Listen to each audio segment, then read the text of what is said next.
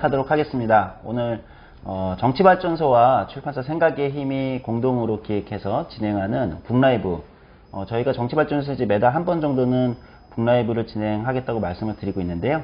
이번 달에도 좋은 책으로 찾아뵙게 됐습니다.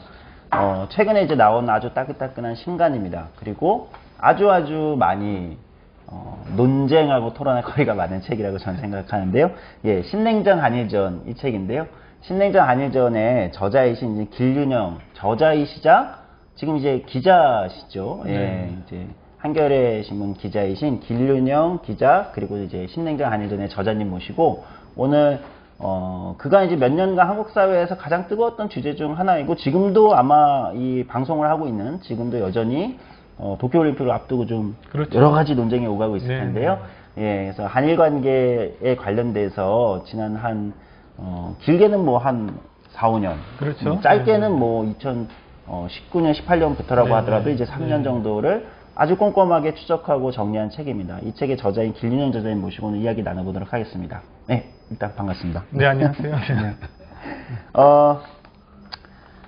일단 저자님은 기자시잖아요. 그렇죠? 네, 일단은. 그렇죠. 예. 그러니까 이 책은 원래 원고가 아마 일부는 연재가 됐었던 걸로 저는 알고 있는데요. 그렇죠. 예, 제가 이제 이 책을 쓰게 된 계기가 제가 아무래도 2013년부터 한 3년 반 정도 도쿄에 특파원을 했어요. 그래가지고 그러다 보니까 일본 문제를 지금도 뭐 계속 쳐다보고 있고, 특히 이제 말씀하셔서 2018년부터 이제 거의 20년 정도까지 한 3년 정도 되는 기간이 한일 간에 맨날 한일 관계 얘기하면은 역대 최악이다. 이게 사실 매번 역대 최악이었다고 하는데, 역대 최악이라고 하는데 정말로 최악이었던 시절을 좀 제가 이제 취재도 하고 그러면서 이거는 좀 써야 되겠다라고 느껴서 작년 7월부터 저희 신문에 2주에 한 번씩 연재를 했던 원고를 18회 원고를 이제 묶은 겁니다. 거기다 이제 살을 좀 붙여가지고 쓴 책이 이번 책이죠. 예, 그때도 연재 제목이 신냉전 한일전이었습니다. 예, 그래서 제목과 관련된 이야기는 좀 이따 한번 또 드리고 싶은 질문들이 있긴 한데요.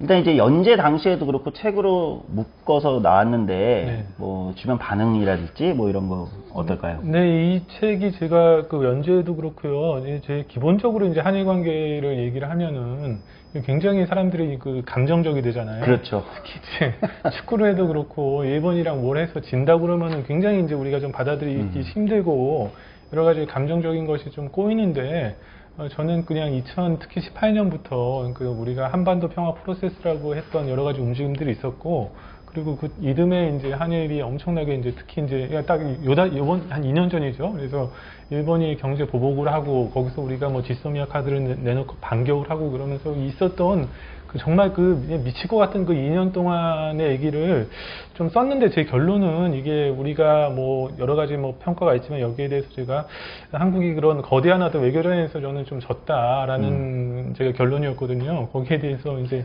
굉장히 약간 뭐랄까요? 토착외고라는 식으로 약간 그런 공격도 좀 있었고, 근데 뭐 제가 받았던 평가 중에서 가장 인상적인 평가는, 이 책은 결론엔 동의하지 않지만 아무튼 뭐 밑줄 그면서 이제 읽게 되는 연재랑 책이라고 그런 평가도 좀 해주셨거든요. 그래서 제가 꼼꼼하게 과연 무슨 일이 있어가지고 뭐 그런 결론에 도달했는지를 정리한 연재고 책이니까 뭐 그 얘기를 누가 해주시더라고요. 그게 좀 저는 개인적으로는 기분이 좋았습니다.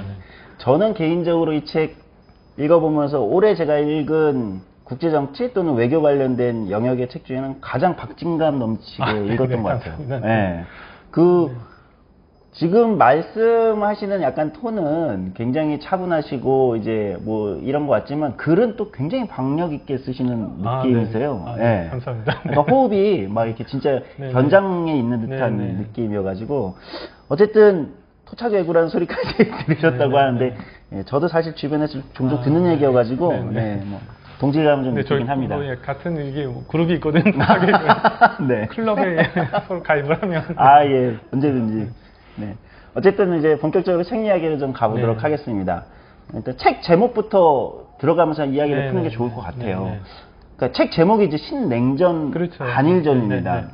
그러니까 이제 한일전은 우리한테 좀 익숙한 용어죠. 뭐 아까 이제 축구에서부터 뭐 한일전이 우리한테 굉장히 뜨거운데, 신냉전 체제 하에서의 약간 한일전 이런 느낌이잖아요.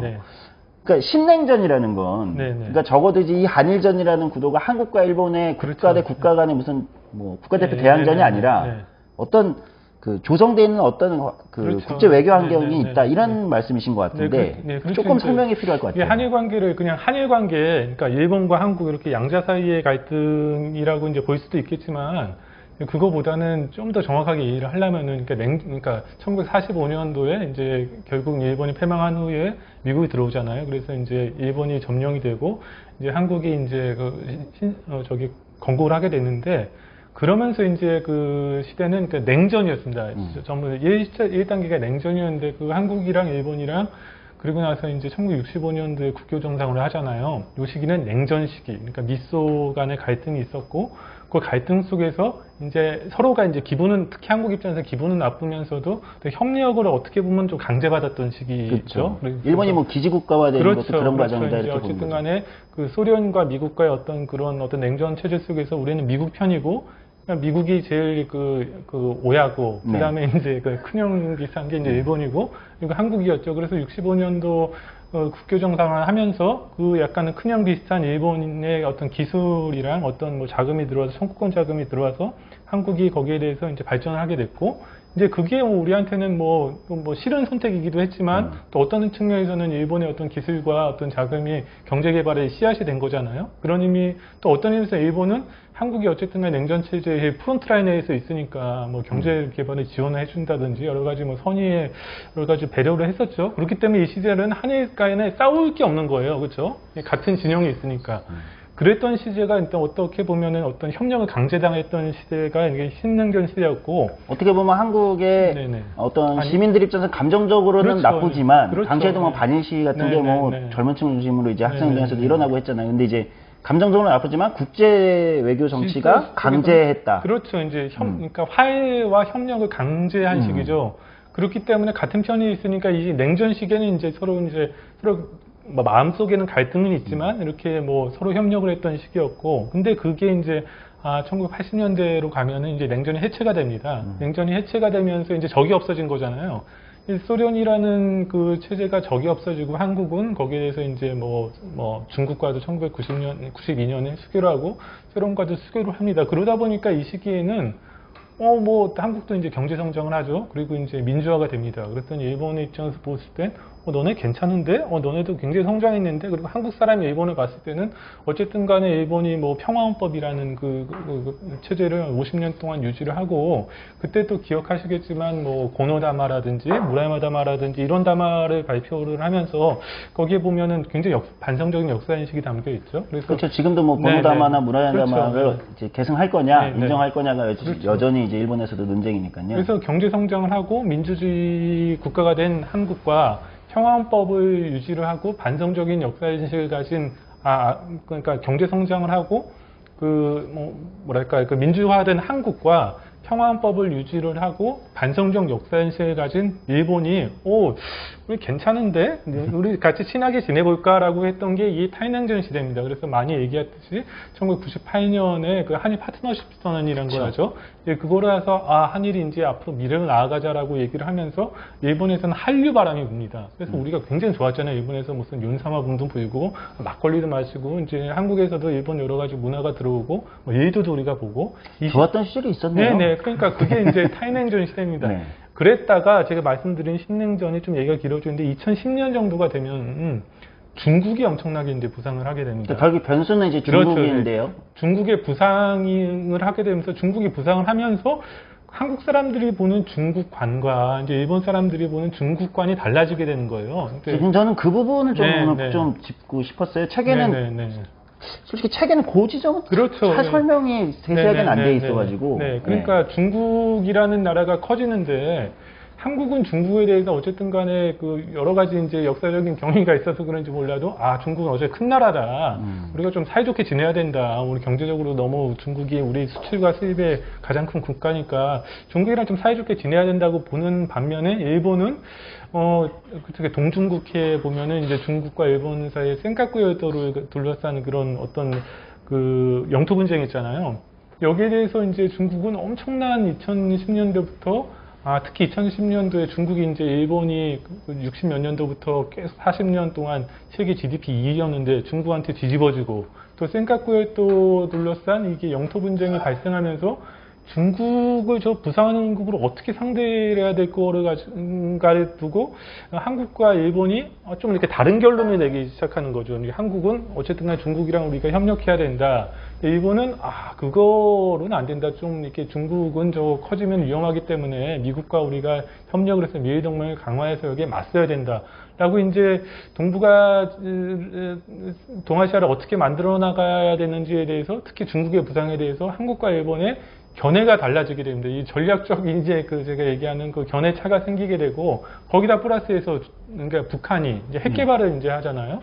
핵 개발을 하는데 당연히 이제 북핵 문제라는 거는 뭐 한국한테도 굉장히 어려운 문제지만 일본한테도 어려운 문제고 근데 우리는 어쨌든 간에 특히 이제 민주정부에서는 북한한테 관여 정책을 펴고 햇빛 정책을 펴서 이거를 어쨌든 이 문제를 해결해야 된다는 게 어떻게 보면 한국 사람들의 사활적인 어떤 그런 국익이 달려있는 문제인데 일본은 그렇다기보단 뭐 그렇게 하면 햇빛 정책 속아 넘어가면 안 된다. 일본한테 북한의 미소 외교에 속으면 안 된다라는 얘기를 하면서 또 대북 정책과 대중 정책에 대해서 한국과 일본의 견해가 너무 달라지게 됩니다. 그래서 너는 앞으로 어떤 동아시아에서 살고 싶냐? 라는 거를 물어봤을 때 냉전 시대나 탈냉전 시대에서는 별로 이견이 없었어요. 네. 네. 근데 이제 신냉전 시대가 되니까 이 견해가 엄청나게 달라지게 되고 근데 그게 단순히 어떤 그런 정책적으로 이렇게 되면 이렇게 되고 이렇게 되면 저렇게 되고 뭐 이런 그 머릿속에 너무 체조라고 해나 그런 정도 차원에서 얘기하면은 뭐 그럴 수가 있는데 이게 2018년에 한반도 평화 프로세스가 시작이 되면서 이 서로가 다른 이 어떤 전략적인 어떤 동아시아를 만들어 가야 되는가 실제적인 정책으로 이제 부딪히게 되는 거죠.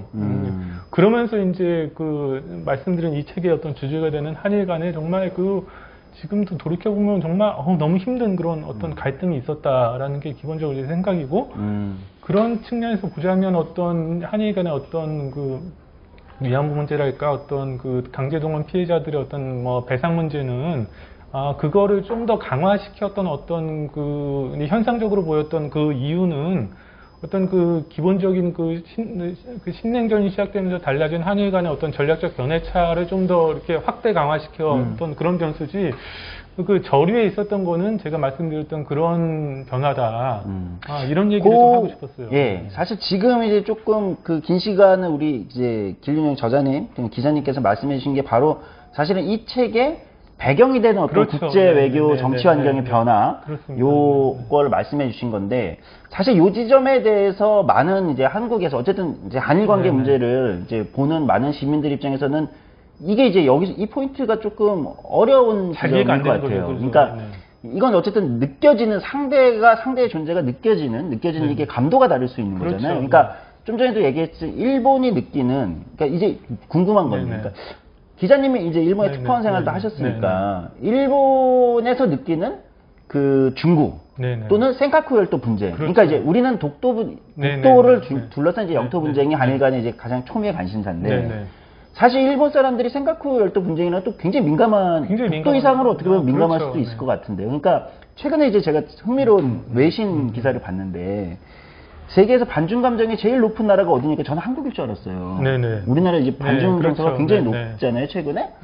근데 젊은 층 중심으로 높다고 하더라고요. 근데 우리가 4위고 일본이 1위더라고요. 일본이 1위죠. 그러니까 일본이 느끼는 중국이라는 존재에 대해서 한국 사람들은 잘 모를 것 같아요. 우리는 일본인이 아니니까. 그걸 보면은 만약에 우리가 생각을 해보면 일본이랑 한국이 어떤 무력적인 어떤 물리적인 충돌이 있어서 우리 영토인 대한민국 영토인 독도를 일본한테 탈취당했다. 이렇게 생각을 해보면은 한국 사람들이 이거를 감당할 수 있을까요? 아니요.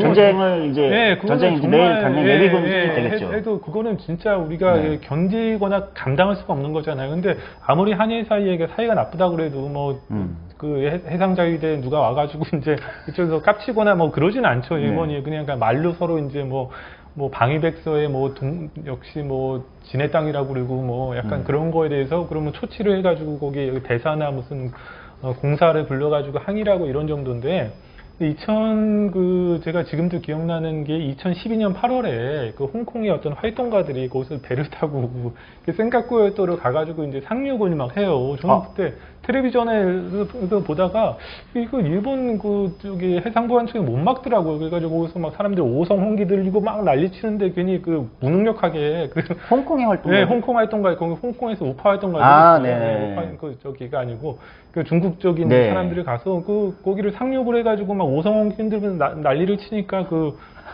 저기 해상보안청 아저씨들이 되게 무능력하게 막 잡으려고 쫓아다니고 그런 장면이 만약에 이제, 독도에 일본산 일장기를 흔들었다고 하면 네. 미치는 거죠. 그러면 다음날 바로 이제 예비군 소집 될 것 같은데. 네, 일본은 약간 그런 상태를 겪으면서 우리가 그 센카쿠에도를 중국한테 뺏기면 어떡하지? 저렇게 이제 만약 저 사람들이 이제 정규군이 아니고 만약에 뭐 민병대 비슷하게 어부처럼 위장을 한 사람들이 이렇게 상륙을 해서 여기에 짱 박히면은 뺏기면 이거 어떻게 할까라는 우려를 본격적으로 하게 됩니다. 그러면서 이거를 일본 혼자 상대를 하면은 이게 무리다 이렇게 생각을 하게 되고 그럼 어떻게 해야 되니 역시 일본이 그러니까 미국이 도와줘야 된다라고 생각하고 미일 안보조약의 5조가 그런 어떤 방위 의무를 정하고 있습니다. 어떤 한쪽에 일본의 시정권에 있는 어떤 지역에 공격을 받으면 미국이랑 같이 대응을 한다라고 되는데 그럼 그 센카쿠에도가 이 5조에 해당이 되느냐 5조에 적용 대상이 되느냐를 가지고 미국이랑 엄청나게 이제 얘기를 하고 그래서 이거 안 되겠다 그러면서 일본도 그렇게 생각을 하고 중국의 부상에 대해서 우려를 하고 미국도 이제 오바마 행정부 들어서면서 이 중국을 저들은 놔두면 안 되겠다 하면서 피벗 아시아 정책을 내기 시작하잖아요. 그래서 양쪽의 이해가 맞물리면서 2015년 정도에 그 미일 동맹을 강화하는 어떤 미일 가이드라인이라는 걸 개정을 하게 됩니다. 그러면서 이제 일본과 이제 미국 입장에서 봤을 때 미일 동맹 강화해서 일본의 역할을 늘려서 어떻게든지 저거를 맞서야 된다라고 생각을. 근데 그게 한국의 입장에서는 일본의 궁극지화로 이제 느껴지는 거죠. 느껴지게 되는 거죠. 그러면서 이제 엄청나게 저도 그런 기사를 썼지만 일본이 평화헌법으로 없애서 다시 이제 궁극주의화에 대해서 군사적화가 돼서 이제 침략을 하면 어떻게 할 거냐라고 이제 우리는 그런 역사적 경위가 있으니까 그렇게 생각을 하는 것도 맥락은 이해가 되는데 정확한 일본 사람 입장에서 봤을 때는 야 니네가 왜 그래? 우리 그거 아니야. 우리 중국이 지금 우리 동중국해가 문제고 또 다음부터 이제 남중국해 가서 이제 그 사람들이 이제 필리핀이나 이런 국가들의 베트남이랑 그런 국가들의 그 스프레틀리 군도라고 이제 그런데 가가지고 괜히 외딴 섬에다가 콘크리트 버가지고 비행장 짓고 이러잖아요. 이게 굉장히 일방적인 행동이죠. 그래서 남중국해에서도 어떤 그런 중국이 저런 태도를 보이고 동중국해에서도 저런 태도를 보이고 최근에선 대만이죠. 그렇죠, 대만이죠. 이런 거를 보면서 저 중국을 좀 어떻게 해야 되냐. 그래서 이제 일본이나 미국 생각은 일본 크로스 하면은 큰형, 작은형 크로스 하면 야 너도 와서 붙어 막 이런 거고. 우리 입장에서는 뭔 얘기인지 알겠는데 우리 좀 중국이랑 잘 지내고 싶은데 경제도 중요한데라고 하면서 우리는 약간 한 발 빠져 있고 거기서부터 이제 일본 입장에서는 이게 쟤는 이렇게 말귀를 못 알아들어 좀 가서 붙으라고 이제. 근데 당시에 박근혜 정부 때 말씀 끝내셨는데 박근혜 정부 때 그 중국 전승절 때 올라간 거가 사실 미국하고 일본에 굉장히 충격을 준 거잖아요. 놀랐죠. 그때 거기는 푸틴이랑 시진핑이랑 박근혜 대통령이 있으니까 왜 거기 가서 있냐라고 얘기를 했고. 아무튼 그래서 의견이 달렸었는데 그때는 또 위안부 문제가 문제였잖아요. 그래서 위안부 문제를 어쨌든 간에 12.28 합의라는 거를 통해서 한국 입장에서 보면 굉장히 그 합의를 어떻게 평가해야 될지에 대해서는 제가 그거를 비판하려면 2시간 동안 비판할 수 있고 여러 가지 의견을 하려면 다시 평가하려면 2시간도 할 수 있는데 아무튼 그거를 그 역사 문제를 아베 입장에서는 해결을 하고 그 힘으로 이제 지소미아를 체결했잖아요. 2016년에 지소미아를 체결하고 이제 그 미국 사드가 들어온 거죠. 그래서 이제 완성됐다. 일본 입장에서 봤을 때는 이 천방지던 망둥이 같은 한국을 제대로 이제 또 들여와가지고 이제 이틀 어떤 한미 삼각 협력 속에 묶어놨더니 2016년 말에 한국에서 이제 그 촛불혁명이 시작되잖아요. 근데 한국 민중들이 봤을 때는 물론 그건 세월호나 최순실의 어떤 뭐랄까요, 그런 어떤 국정농단? 으로 시작된 것도 많지만, 한국 민중들이 봤을 때는 이 위안부 문제를 이렇게 끝내는 게 맞냐라든지 그렇죠. 사실 그냥 수용하기가 좀 어렵죠. 그리고 이제 한미일 삼각동맹에 우리가 이렇게 밀려 들어가는 게 맞느냐라는 그렇죠. 거에 대해서 굉장히 이제 우리가 민중적인 차원에서 저항을 한 거잖아요. 사실 그 배경에는 또 90년대 중반보다 또 더 성장한 한국의 약간 그렇죠. 약간 네. 뭐랄까 시민들이 느끼는 자부심, 모르는 그렇죠. 경제력, 그렇죠. 예. 문화력 뭐 이런 것들이 또 달라진 거잖아요. 90년대랑 네, 또 그리고 다르게. 사실 뭐 냉정히 생각해 보면 그 1965년도에 그 지금 얘기되고 있는 뭐 합의라는 것도 물론 그때 국가 간의 합의라는 건 맞지만 지금 60년 정도 이제 시간이 지나서 한일 간의 국력의 변화가 생겼는데 그때 거를 지금 그대로 이제 수용을 하는 것도 그렇죠. 그것도 좀 한국 입장에서는 뭐 받아들이기 힘든 얘기잖아요. 아무튼 간에 그래서 이제 한국 민중의 힘으로 이제 이거를 그 박근혜 정권 때 이제 아베 정권과 오바마 정권이 묶었던 이 어떻게 보면 족쇄라고 할 수 있고 이런 거를 딱 끊어낸 거죠. 그 힘으로 이제 문재인 대통령이 들어와서 이제 12, 18 합의를 이제 파기는 하지 않지만 어떻게 무력화를 하고 이제 이렇게 나가니까 그 제가 뭐 지금도 기억나는데 와다 하루키 선생님이 굉장히 뭐 한국의 양심적인 지식이나 리버럴이라고 하시잖아요. 이제 제가 특파원 생활을 마치면서 이제 돌아가기 전에 와다 선생님 인터뷰를 했더니 그 얘기를 하면서 그런 움직임을 일본이 굉장히 두려워하고 있다. 이 한국의 민중들의 힘으로 이거를 다시 뒤엎는 거를 저기 하고 있으니까 제발 이게 12, 18 합의를 유지시켜 달라라는 얘기를 하시더라고요. 그 제가 이제 봤을 때는 선생님 무슨 얘기인지는 알겠는데 근데 한국에서는 또 정서가 그래서 이제 일본 입장에서는 와다 선생님 같은 분들도 어쨌든 간에 그 이게 우리 한미일 체제 속에서 이제 같이 협력을 하면서 어떻게든 이 문제를 좀 풀어봤으면 좋겠다라고 생각을 한 건데 이제 그런 의견을 받아들이기에는 이 한국 사람들의 어떤 그 뭐랄까요 그 정념과 이제 어떤 그 성장한 만큼 일본과의 관계를 재조정하고 싶다는 그런 마음이 컸던 거죠. 거기에다가 박근혜 정부를 시민들이 촛불 집회로 사실 탄핵을 시켜서 끌어내린 건데 이제 책에도 쓰였지만 그 이유 중 목록 중 하나가 또 1228 그렇죠. 합의란 말이에요. 그러니까 시민들의 한국 국민의 정서에 그러니까 고민에 맞지 않게 그걸 그냥 일방적으로 했다. 즉 박근혜 정부가 했던 것들의 어떤 뭐랄까요 탄핵된 정부의 악행의 목록 중에 들어가 있는 거기 때문에 그러니까 한국 시민들 입장에서는 수용하기가 어렵겠네요. 그리고 문재인 정부 입장에서도 우리가 촛불로 태어난 정부인데 그걸 그 합의를 유지를 하기가 굉장히 어렵죠. 그러니까 국가랑 국가가 이렇게 충돌을 하는 데는 그러니까 자기가 믿는 어떤 그 정의감이라든지 그러니까 일본이 생각하는 정의감과 우리가 생각하는 정의감이 이게 화해가 안 될 정도로 이게 너무 이게 갭이 멀어지면서 그러니까 이렇게 큰 충돌이 뭐 있을 수밖에 없었다라고 이제 생각을 할 수밖에 없죠. 뭐 도입부가 굉장히 제가 이제 도입에 시작할 때 말씀드렸지만 굉장히 박력 있게 글을 쓰시는 분이라고 말씀드렸습니다. 거의 뭐 지금 이제 동아시아 전체에 어떤 일들이 막 오갔는지가 몇 년간의 배경이 이제 박력 있게 설명이 되는데요. 여기서 이제 좀 조금 더 이해를 하셨을 것 같아요. 보시는 분들이나 책을 보셨던 분이니까 중국이라는 존재가 한국에서 느껴지는 거하고, 그러니까 한국에서 감정적으로 뭐 최근에 반중 정세가 있으시지만 이게 약간 군사 외교 안보적으로 느껴지는 위협의 이 강도가 일본하고는 이거 완전히 다르다 이런 게 있고 미국이 또 거기서 이제 또 동아시아 정책에 하나 있는데 여기서 또 하나 이제 배경으로 저희가 이제 또 짚고 넘어가고 싶은 게 북한 문제입니다. 북이죠, 그렇죠. 그러니까 이제 우리 입장에서는 민족이고, 그다음에 지금 뭐 평화 통일의 이제 어떤 평화와 통일의 대상이고 서로 간에 이렇지만 이제 그러니까 일본 입장에서 중국은 지금 설명이 됐는데 일본 입장에서 북한은 예를 들면 이제 일부에서는 이런 해석도 있어요.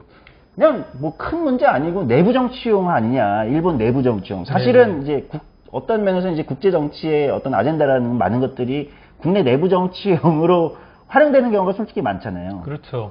그 내부 정치용 아니냐 이런 시각도 있는데 실제 일본에서 보는 북한은 중국과 같은 안보적 위협이라고 봐야 됩니까? 아니면 아베 스타일의 어떤 아베는 어쨌든 납치자 문제로 뭐 사실 정치적인 스타가 된 사람이니까 내부 정치용으로 해석을 하는 게 맞을까요?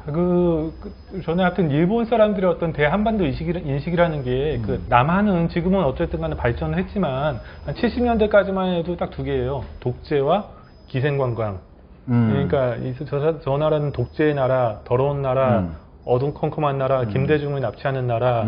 그렇지만 가가지고 이제 일본 IC를 가가지고 기생관광할 수 있는 나라 이게 남이었어. 근데 경제 발전을 하면서 이제 성장을 하니까 이제 자기네 마음대로 안 되는 거예요. 전에는 만만했는데 그러니까 이제 또 사이가 또 안 좋아지고 쉽게 콧소리 말을 안 들으니까 거고. 북은 굉장히 그 역시 그 약간 더러운 나라, 세습 국가의 나라.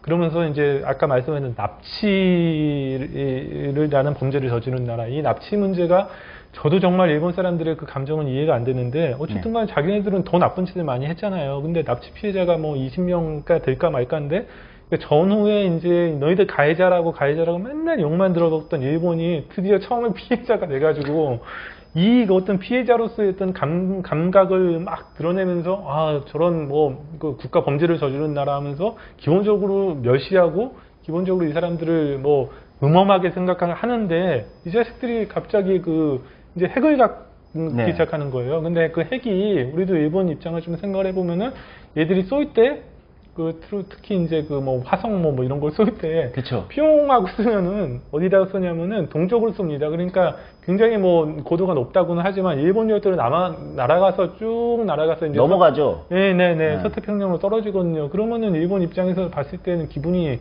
썩 좋진 않겠죠. 썩 좋지 않은 게 아니라 사실은 사이렌 울리고 그런 거 아닌가요? 그러면 이제 2017년에 엄청나게 이제 북이 쏴댔었는데 그럼 제이얼럿이라는 게 막 울려가지고 막 나라가 난리가 납니다. 그럼 옭옭 울리고 북이 뭐 쐈다 그러면 이 사람들이 좀 불안감을 느끼고 그래서 그런 위협이라는 게 특히 이제 한국 사람들 같은 경우는 아 설마 같은 민족은 좀 나이브한 생각이 있으면 뭐 쏘겠어라는 생각도 좀 우리가 없는 건 아니잖아요. 근데 일본 입장에서는 아 정말 무슨 일 있으면 우리 한 대 맞을 수 있다라는 거를 생각을 하고 쟤네가 그러면 우리를 때리려고 그럴 때 우리도 때릴 수 있어야 되지 않느냐라는 거를 일본에서 적기지 공격 능력이라고 합니다. 근데 적기지 공격 능력이 지금 없거든요. 근데 이거를 가져야 된다라는 게 일본 안보상에서 굉장히 중요한 문제가 될 만큼 북의 어떤 안보 위협은 특히 이제 납치를 하는 저런 나라가 우리나라를 겨눌 수 있다 하면서 이제 뭐 스쿼드 ER이라든지 노동미사일 같은 게 일본은 뭐 거의 전역을 타격을 하니까 거기에 대해서 굉장히 그 안보 불안을 느끼고 있죠. 예. 실제적으로, 네네. 네. 그러니까 생각보다 일본에서 느끼는 중국과 북한 문제라는 것, 그리고 거기서 이제 납치자 문제, 뭐 일본 입장에서 주장하는 이제 뭐 일본에서 이제 중요한 문제로 다루는 납치자 문제, 뭐 이런 문제들이 어쨌든 굉장히 일본 내에서도 내부 정치를 굉장히 어렵게 또는 아니면 또 어떤 한쪽으로 이제 고정시키는 이런 걸로 작동할 수도 있겠다는 생각이 드는데요. 그러면 이제 본격적으로 책 이야기를 좀 들어가 보도록 하겠습니다. 이제 배경 설명이 거의 뭐, 근데 이 중요한 배경 설명입니다. 사실은, 제가 이 책을 읽으면서, 이 설명이 좀 더 있었으면, 아마 더 흥미진진하고, 좀 냉정하게 이 책을 우리가 이 책에 나와 있는 어떤 그 비판 지점들, 저자님께서 써주신 얘기를 더 이해가 좋겠다 이런 생각이 들었는데요. 근데 이제 결국 그럼 이제 책에서 본격적으로 들어가는데, 2018년부터 이제 얘기가 들어가는 거거든요. 간단히 정리하면, 그러니까 한국은 당시에 북한하고 한반도 평화 프로세스가 굉장히 뭐 남북 정상회담에 문재인 대통령이 이제 북한에 이제 거기 뭐죠? 그게 능라도 경기장입니까? 하여튼 거기 가서 이제 연설도 하고 뭐 거의 이제 진짜 뭐 되나? 뭐가 되나? 이제 이런 분위기. 아마 2000년 6.15 공동선언 이후에 가장 큰 어떤 이벤트였던 것 같은데 한반도 평화 프로세스가 이제 쭉 가고 있었던 상황이고 미국은 이제 트럼프. 그렇죠. 미국 트럼프고. 그 트럼프 대통령이 이제 김정은 위원장을 이제 국무위원장을 이제 만날 거냐 말 거냐 이제 공방이 오가고 또는 갑자기 뭐 경색되기도 하고. 근데 이제 전체적으로 이 과정에서 제가 이제 뭐 너무 간단히 정리하는 걸 수도 있지만 약간의 재팬 패싱 같은 게 있었던 거 아니냐 이렇게 보시는 것 같은데. 그때 노골적으로 뭐 재팬 패싱이 있었죠. 근데 사실 있었다. 사실 보면은 잘 생각해 보면 2019년에 다 기억하시겠지만 뭐 북한에서 뭐 화성 뭐 12호도 쏘고 14호도 쏘고 이제 11월 29일인가 이제 15호를 쓰면서 국가 핵무력을 완성했다라고 이제 김정은이 선언을 하죠. 이제 완성이라는 거를 이거를 가지고 이제 미국의 뭐 워싱턴에 때릴 수 있게 됐다라고 얘기를 하는 건데 그러고 나서 돌연 2018년 1월 1일부터 김정은 위원장이 신년사를 통해서 평창 올림픽을 하니까 거기에 참여를 하겠다라면서 이제 이제 갑자기 대환호선으로 나오면서 이제 한반도 평화 프로세스가 시작되는 거잖아요. 근데 우리 입장에서는 한국 입장에서는 이거를 핵 문제를 그대로 둘 수가 없으니까 어떻게 관여 정책을 해서 문재인 대통령이 그 전에부터 계속 한 두세 번 정도 평창 올림픽을 평화 올림픽으로 하면서 이제 대화 계기를 마련해 보자고 얘기를 했거든요. 이제 북이 이제 거기서 호응을 하니까 우리 입장은 얼마나 좋아요. 이제 그렇죠. 대화를 할 수 있게 됐는데 이제 일본 입장에서는 아까도 말씀드렸듯이 북을 보는 어떤 신뢰 정도가 다릅니다. 근데 우리 보수도 그렇잖아요. 네. 아, 쟤 또 뻥친다. 저 미소 외교에 넘어가면 안 된다. 쟤 저러면서 계속 핵 개발을 한다. 이러면서 계속 그거를 견제를 했고 아베 총리가 이제 우리 대통령이 이제 뭐 도쿄올림픽에 가실지 안 가실지는 모르겠지만 아베 총리가 다 기억하지만 평창올림픽에 와가지고 미소 외교에 속아 넘어가지 마라. 막 네. 그러면서 계속 겐세이 이런 네. 거죠. 전문 용어. 네, 겐세이. 겐세이로. 네. 전문 용어입니다. 네, 놓고 이제 그때 이제 우리가 왜 김정은 위원장이 나왔냐라고 했을 때 한미 연합 훈련을 그때 문재인 대통령이 좀 연기를 하자고 얘기를 했거든요. 네. 그 훈련 해야 된다. 아베 총리가 그러니까 문 대통령이 굉장히 화가 나셨죠. 이거 우리 내정 간섭을 하냐. 아니 근데 그렇게 느낄 만큼 굉장히 약간 좀 무례하다고 느낄 만큼의 좀 반응이기도 했어요. 근데 이제 일본 입장에서는 굉장히 그 절박한 거죠. 왜냐하면 자기들이 봤을 때는 이제 분명히 또 뻥까치고 나오는 건데 이제 한국이 이제 거기에 대해서 이제 호응을 하니까 이제 그러지 말라고 이제 얘기를 한 거죠. 제가 말씀드렸듯이 이제 세계관이 다르니까 그쵸. 이제 그 현상을 보면서 이제 대응이 달라집니다. 이러고 있다가 아베 입장에서는 믿었던 트럼프가 갑자기 3월 며칠 날 만난다고 그러니 얘기하니까 그 전까지 이제 아베 입장에서는 어차피 미국은 이렇게 넘어가지 않을 거다라고 얘기했는데 갑자기 트럼프 대통령이 만난다고 결단을 하지 않습니까? 그랬더니 이제 아베 총리가 3월 며칠 날 지금도 기억하는데 정말 그 표정은 똥 씹은 표정이라고밖에 설명을 할 수 없는데 그 표정을 하면서 이제 트럼프 대통령이 만난다고 하니까 그러다가 추인을 합니다. 그래서 뭐 그동안에는 뭐 미소 외교에 속아 넘어가면 안 된다라고 얘기를 했던 일본이 뭐 트럼프 대통령의 결단을 지지한다 이렇게 얘기하면서 굉장히 이제 불안감을 느끼게 되는 거죠. 이거 우리가 원하지 않는 방향으로 이거 판이 흔들리려고 하네. 그러면서 이제 엄청 그 이후에 이제 그 한반도 평화 프로세스가 진행되는 거를 겐세이하는 그런 역할을 이제 하게 됩니다. 이제 그게 이제 봤을 때 재팬 패싱인데, 근데 일본 입장에서는 그 한반도 문제가 이제 시작이 되면서, 근데 그 처음 단계에서는 그때는 김대중 대통령과 고이즈미 총리가 같은 방향으로 이미지를 풀려고 했었고, 그 이유는 육자회담에서는 일본 쿼터가 있었거든요. 일본 6개 나라가 이제 한중일, 남북, 그쵸. 러시아, 일본 이렇게 돼서 자기 몫이 있었습니다. 근데 그러다가 이제 오바마 때는 아무것도 안 했고, 근데 아니 오바마 때 그냥 전략적인 전략적인 였으니까 안 했고. 아무것도 안 했고, 이제 트럼프가 왔는데 이제 일본에 이제 자기 목소리를 낼 공간이 없어지는 거예요. 그러니까 더 절박하게 이게 정말 북한 문제가 일본한테도 사회적인 이제 그 문제인데.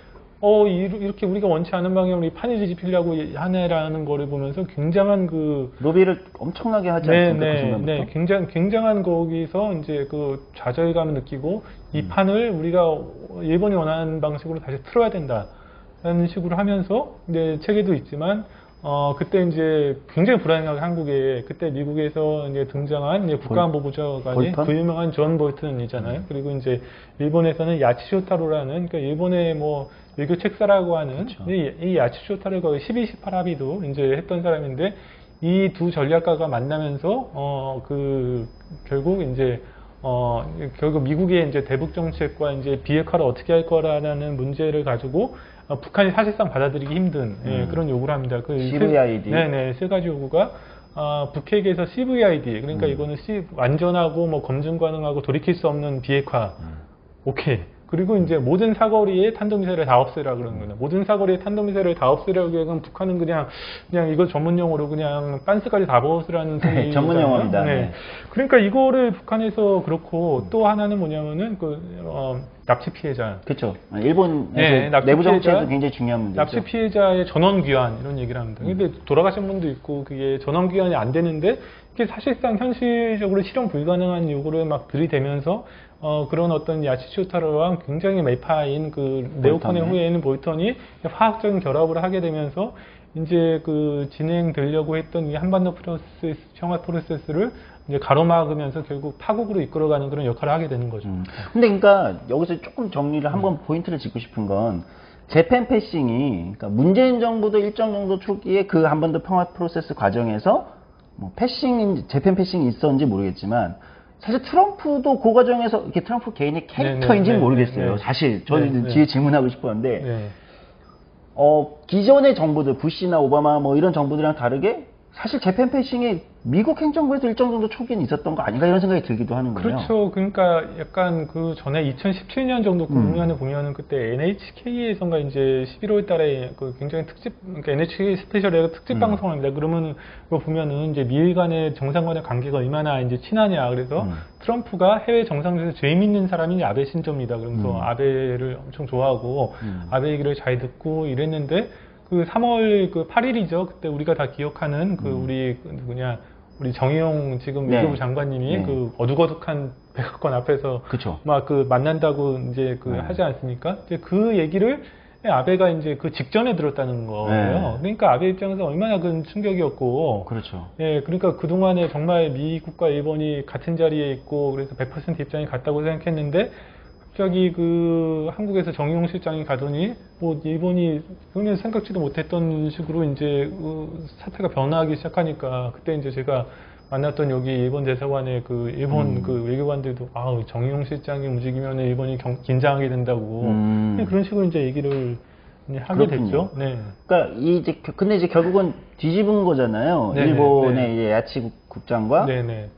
이제 미국에서 새롭게 어쨌든 이제 네네. 다시 부상해서 이제 고민을 하던 이제 존 볼턴의 보좌관이 사실은 네네. 합심해서 이제 재팬 패싱을 거꾸로 뒤집고 네. 여기서부터 이제 한국이 생각했던 그렇죠. 한반도 네. 평화 프로세스 과정이 이제 굉장히 어려워지는 과정이 근데 그 시작되죠. 과정에서는 뭐 굉장히 책에 자세히 있지만 네. 굉장히 얘기를 하려면 뭐 복잡하지만 그 6.12 뭐 싱가포르에서 뭐 1차 북미 정상회담도 있고 그래서 결국 2월 28일에 하노이 정상회담에서 이게 파토가 나게 됐는데 제가 아까 말씀드렸던 게 이제 2018년 5월 4일에 그 야치 쇼타로랑 그 존 볼턴이 만납니다. 존 볼턴이 만나면서 이 사람들이 이제 미국에서 되게 조그만한 그 진짜 한 뭐 영어로 한 4-5줄짜리 저기 언론 보도문을 내요. 네. 언론 보도문을 내면은 이제 거기 나와서 미일이 이렇게 합의했다는 얘기가 제가 뭐 말씀드렸던 어떤 CVID나 그런 내용들이 나오는데 그 내용이 결국 여러 가지 우여곡절이 있지만 2월 28일에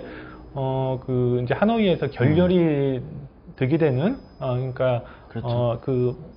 우리 트럼프 대통령이 그 김정은 위원장한테 이렇게 제시했다는 비핵화가 이런 거다라는 그 문서를 이제 그때 볼턴이 쓰거든요. 그거를 딱 제시를 하면서 굉장히 북이 이제 받아들이기 힘든 그런 안을 제시를 하고 굉장히 그 여러 가지 이제 그때 미국 내에서도 뭐 비둘기파들이 있어가지고 우리가 기억하는 스티븐 비건 같은 사람이 저기 한국에서도 유명해졌는데 닭 한 마리 좋아하시는 분, 네. 닭 한 마리 그분이 엄청나게 이제 노력을 해서 북이 원하는 거는 단계적으로 그리고 이제 어떤 동시적으로 네. 이제 행동된 북이 뭐 하나 조치를 취하면 거기 미국이 대가를 해주고 약간 이런 식으로 하나하나씩 풀어가자라는 얘기로 이제 뭐 맞춰 가려고 이제 스티븐 비건이 노력했는데.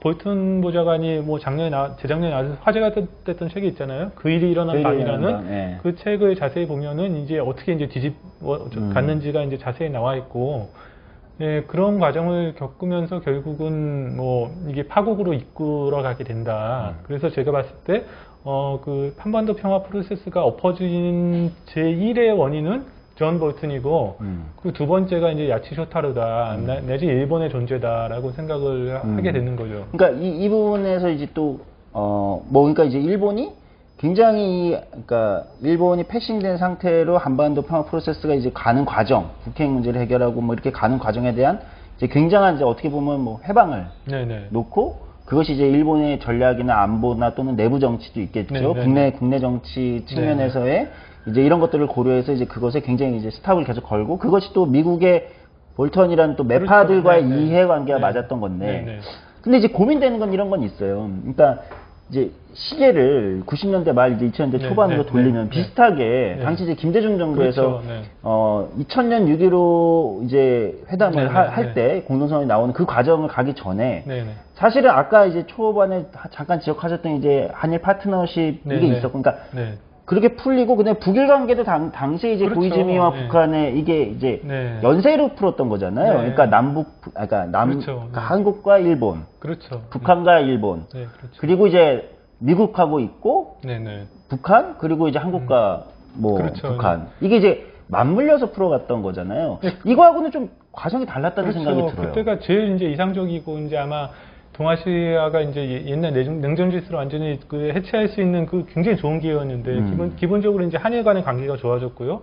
그리고 우리 김대중 대통령이 가가지고 그때 김정일 국방위원장과 만나서 6.15 공동선언이라는 걸 내놓잖아요. 남북 관계가 엄청 좋아지고 그때는 또 북핵 문제라는 게 그 1차 북핵 문제가 이제 제네바 합의로 이제 그렇죠. 풀려 있어가지고 이제 북핵 문제가 사실상 이제 약간 봉인되어 있었던 상태였습니다. 그 상태에서 남북이 하나가 되고 그때는 이제 이제 클린턴 정부가 들어서 이제 부시 행정부가 들어오면서 조금 안 좋았는데 일본에서는 그런 얘기를 해요.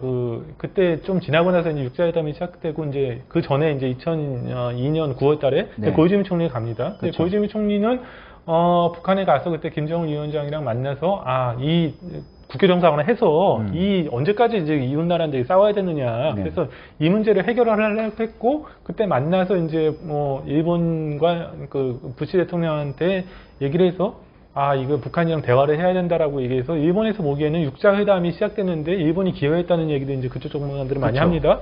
그러니까 이제 남북도 좋고 이제 그 그러니까 북일도 좋고 그래가지고 미국도 들어가서 이제 하면 되는데 이제 그때는 이제 미국이 했던 네오콘 네. 이제 정부가 들어가가지고 이제 북한에 대해서 악의축이라고 그러고 이란과 이라크, 북한은 악의축이라고 그러면서 이제 그 여파는 물론 또 이제 9.11 테러 같은 게 있었겠지만은 그러면서 이제 한번 이 틀이 이제 엎어지고 잘 안 된 거죠. 지금 생각하면 안시스탄인데 또 일본 입장에서는 그때까지는 없었던 납치 문제를 그때 이제 김정일 국방위원장이 인정을 해버린 거잖아요. 그렇죠.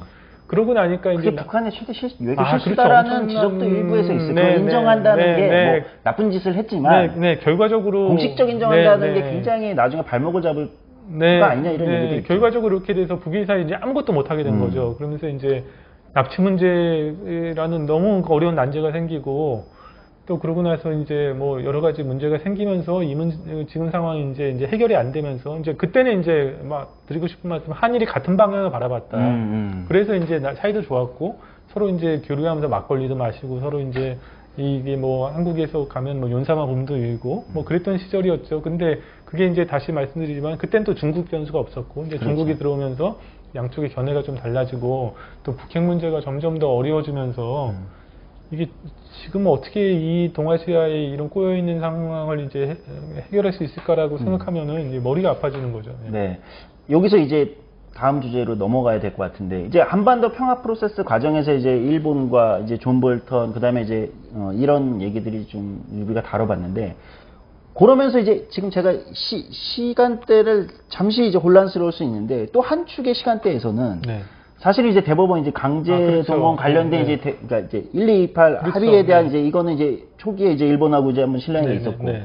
근데 이제 책에 보면 네. 강제 동원 요구에 대한 이제 일본의 굉장히 이제 계속 시그널이 있었다. 그렇죠. 예, 네. 이게 한쪽에서 계속 있었던 거잖아요. 네, 그렇죠. 예. 이게 이제 나중에는 이제 뭐 소위 말하는 이제 뭐 수출품목 제한하고 네, 뭐 이제 네, 여러 가지 네, 서로 간에 네. 이제 양국 간의 경제 전쟁으로 가는 이제 시간이 또 네. 한쪽에서 흘러가고 있었는데 그렇죠. 요게 저는 이 책을 보면서 굉장히 또 의외였어요. 그러니까 지금 책을 보면 어쨌든 한국 정부는 한반도 평화 프로세스를 네, 네. 통해서 이것을 어쨌든 돌파하겠다. 약간 이런 네, 쪽에 네. 전략적 어떤 이제 네. 포인트가 가 있었던 것 같고 네. 일본은 그거를 계속 이제 커트를 하면서 네. 정작 일본하고 한국 간의 네, 네. 주요한 문제는 강제동원 요 문제가 생각보다 일본에는 굉장히 중요한 그렇죠. 문제였구나 이런 생각이 들더라고요. 네, 그때 이제 돌이켜 보면 2018년 국면에 뭐 대통령이 뭐 그때 우리 그 김정일 위원장의 그 뭐 판문점에서 4.27도 있었고 네. 또 5월 뭐 20 며칠에 날 또 두 번째도 만나고 또 우리 대통령이 평양에 가지 않습니까? 그쵸. 엄청나게 한반도에 평양 훈풍이 불고 있었던 거고 그때 일본은 우리가 막 비웃었잖아요. 이거 제스텐 패싱 그러면서 네. 얘들은 뭐 바보들 뭐 그러면서 이제 비웃고 이러던 시점에서 이제 2018년 10월 30일에 대법원 판결이 나온 거죠. 2018년 네네. 10월 30일. 대법원 네. 판결이 나온 거죠. 근데 그 판결이 그 판결에 대해서도 얘기를 하자면 뭐 3박 4일이 걸려도 이제 시간이 부족한데, 네.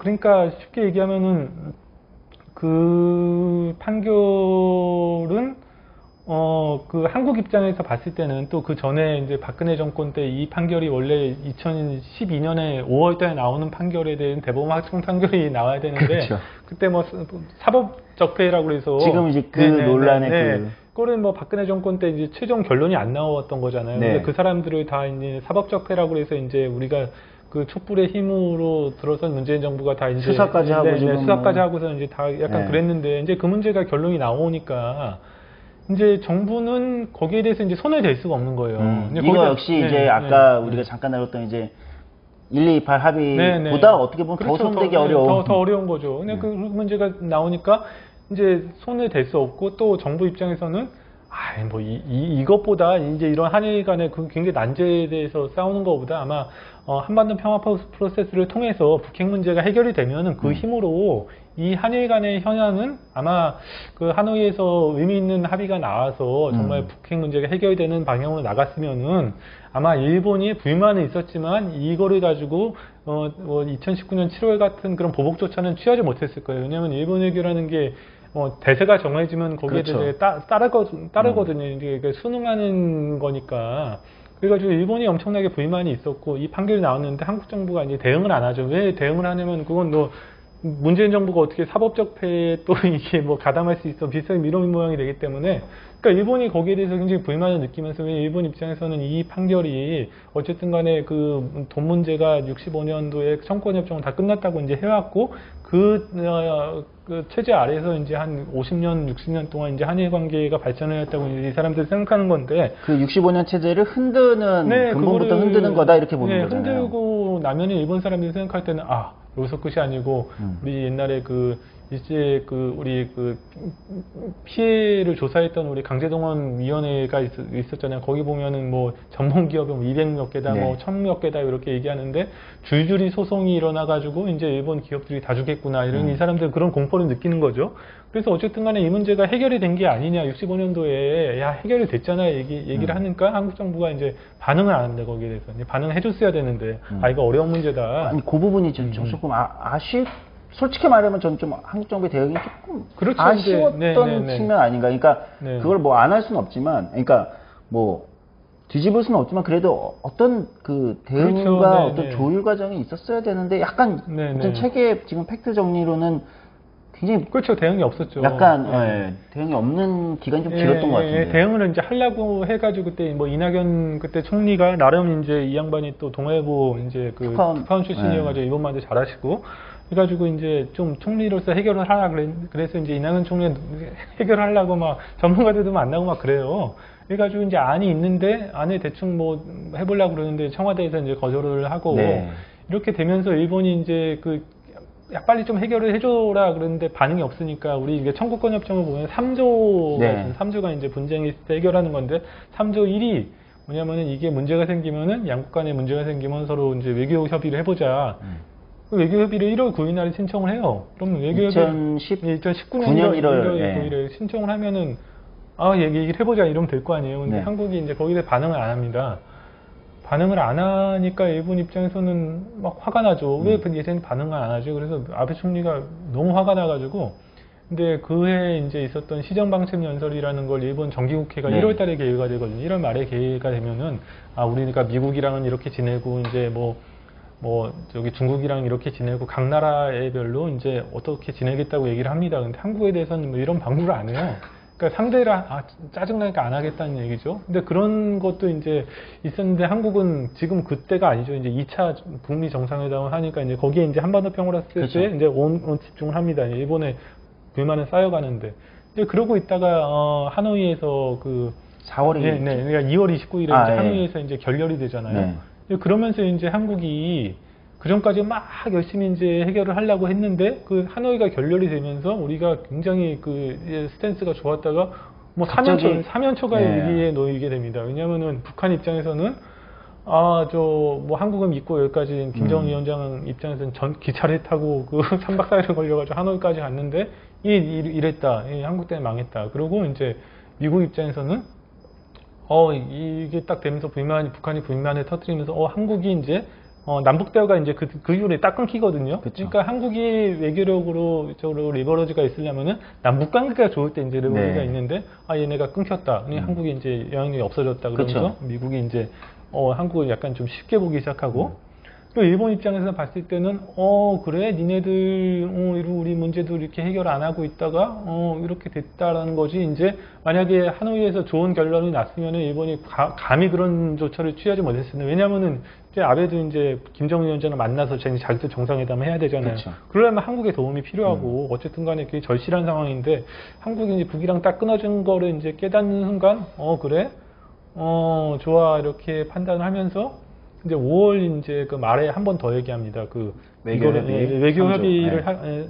1조고 2조는 중재를 하자. 네네. 중재는 뭐냐 법대로 하자는 거거든요. 이제 중재를 해서 이제 중재위원회를 꾸려가지고 거기서 해결하자고 얘기하는데, 한국 정부가 네 쌩까고 있다가 그때 기억하시겠지만 2019년 6월 말에 그 오사카에서 G20가 열립니다. 그런데 네. 거기서 이제 그 전에 이제 한국 정부가 우선 어떤 자기네들이 한 6개월 거의 7개월 만에 한국 정부 생각은 아니라는 걸 내놓는다. 아니라는 걸 내놓는데, 그게 일본 입장에서 봤을 때는 그 안에 가지고 지금은 이제 퇴직하신 조세영 제1차관이 네. 지금 뭐 아키바 그때 사무차관한테 딱 제시를 했는데 그 자리에서 이제 거절당한 아니에요. 근데 그거를 이제 한국 정부가 이제 그 일방적 발표를 하는 거죠. 그러니까 일본이 봤을 때는 한일 관계 이렇게 해결이 안 되는 책임을 우리한테 뒤집어 씌우려고 그러는구나. 그래서 일본은 그렇게 판단하고, 야, 이 문제를 이렇게 우리가 해결하려고 이제 7, 8개월 동안 이렇게 해왔는데 이거를 해결을 안 하고 있다가 지금 이렇게 해? 그러면서 이제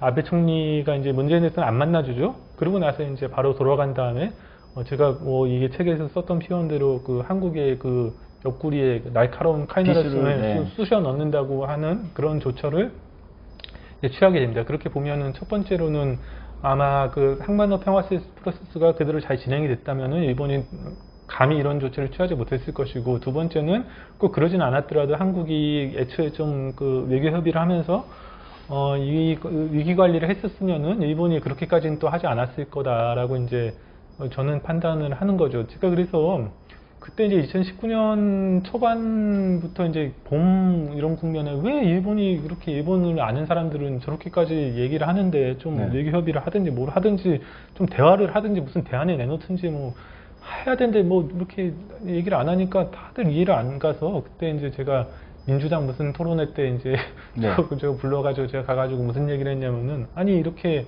중요한 문제를 왜 안 하냐, 그거는 뭐 근데 할아버지 이게 승소 판결을 받은 게 굉장히 고령의 할아버지들과 변호사들이 꽤 젊은 변호사들이었어요. 그렇죠. 이 사람들이 있는데 이거를 집행을 하느냐 말아야 되는지를 국가가 나서가지고 가르마를 쳐줘야 되는데 네. 그렇게 안 하고, 제가 그래서 이 고령의 노인들과 어떤 젊은 변호사들한테 이런 어려운 결정을 전가하는 정말 무책임한 정부라고 제가 민주당 토론회에 가서 그렇게 얘기했더니 다음부터 안 불리더라고요. 네.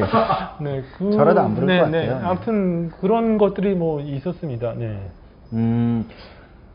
그래서 결국은 이제 뭐 한국 입장에서는 이제 경제 보복, 네네. 경제 뭐 네네. 주거지 뭐 이렇게 또 격한 표현을 쓰기도 하는데, 네네.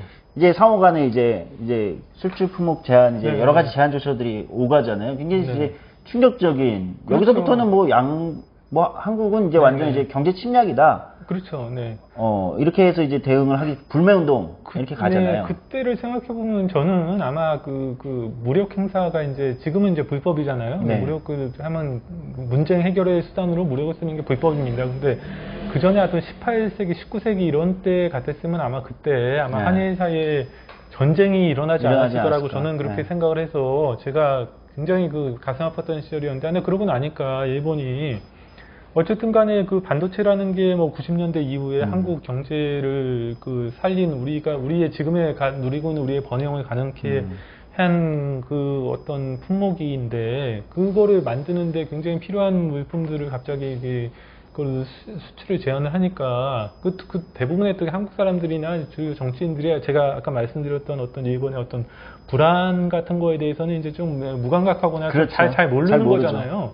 근데 그런 상황에서 갑자기 이렇게 가다가 뒤에서 그냥 칼로 옆구리 푹 찌르니까 이거는 표현이 너무 생생하신데요. 네. 예, 굉장히 이거는 너무 충격이었죠. 이런 굉장히 지금도 생각하면 지금 화가 나는데 네. 굉장히 이건 비열한 공격이고, 그리고 가장 아픈 데를 가장 아프게 찔렀으니까. 근데 한국 입장에서는 일본은 나름 근데 책을 보면 나름 몇 개월 전부터 그 가능한 옵션으로 네네. 검토를 해왔던 것 같은데. 네네. 일본에서는 이제 이렇게 뭐 얘기를 해왔고, 뭐 검토를 했고 이거를 과연 할 거냐 말 거냐 일본 내에서도 뭐 근데 일본 내에서도 네. 하면 안 된다는 의견이 꽤 있었던 걸로 알거든요. 근데 외무성이나 이런 데도 네. 하면 안 된다라는 거였고, 근데 아마 저기 아베 총리의 어떤 그 왼팔 오른팔이라고 하던 뭐 이마이라는 사람이 있는데 이 사람이 경산성 출신이에요. 이마이랑 그 경산성 그룹 쪽에서 이제 매파적인 의견을 가지고 이제 뭐 약간 비둘기파인 외무성을 이렇게 그쵸. 이렇게 돌린 다음에 이제 강행을 한 거죠. 일본 입장에서도.